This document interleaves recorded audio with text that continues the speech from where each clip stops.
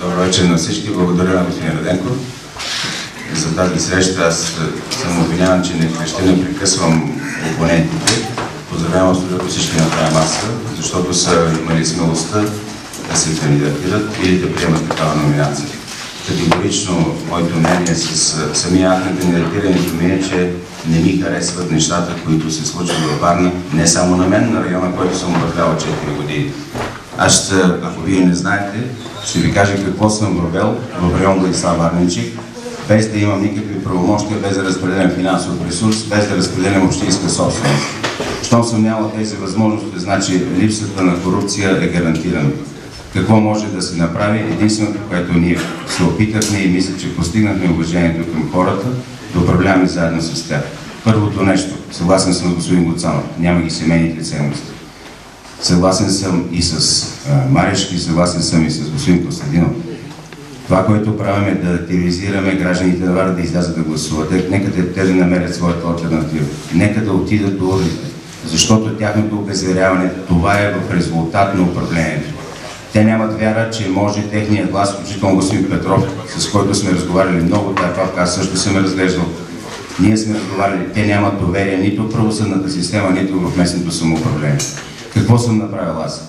Всички, които са били кандидати на кмет на района 2007, дори и с 1000 гласи, те носят отговорност за техните гласоподаватели. Те са били поканени от мен в този граждански съвет, защото не може, когато минат едни избори, тези, които са имали различно мнение от твоето, да ги натикаш в ъгъла и колко пил отмъстителен или кой си, какво ще да се случи след избори. Това не по този начин, ако ние работим, независимо кой ще спечели, няма да можем да върнем гражданите в управлението първо. Какво съм свършил горе? Горе имам няколко комуникационни канала с гражданите, които да гарантират тяхната първо запазване на тяхната самоличност, да не ги е страх, че някой ще им отмъсти, че някой ще им скъса молбата. Това са автоматичен денонощен национален телефон за жалби, сигнали, оплаквания.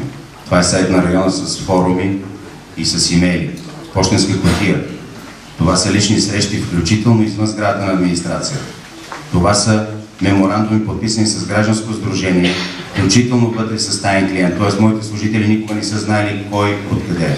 Този меморандум аз го имам с това гражданско сдружение и той гарантира прозрачност. Няма да ви говоря за устните справки, няма да ви говоря за заключени врати, защото такива в район Владислав Варненчик е нямало. Всички мои служители са били длъжни да оказват всякакво съдействие. Има неща, които не можем да направим. Защо? Защото Общинският съвет е работил по неговите правила. Има неща, които не са добри, нищо не се е случило. Район Владислав Варненчик е чакал година и 8 месеца за един финансово-икономически анализ.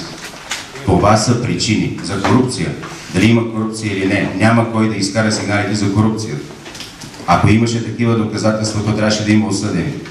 Какъв баланс трябва да има в Общинския съвет и как гражданите да се върнат в управлението? По този начин ние направихме гражданска листа от експерти. В сряда ще бъдат тук и от Асоциацията на европейските граждански листи. Това е нещо, което не е правено.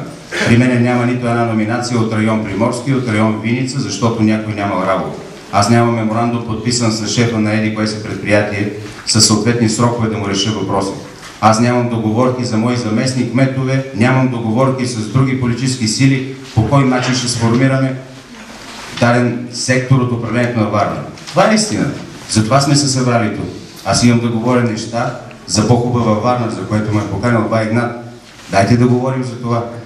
Кой и каква задача имат, ще стане ясно. Благодаря за сега. Господин Джиков иска да каже нещо. За това, за което сме се събрали, искам да кажа.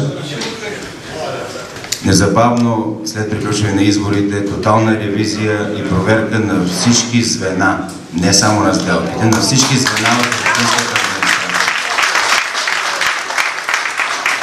Но не само това, със съответните изводи и категорични мерки, които водят и до промяна, и на функционалните им задължения, и до промяна на личния състав.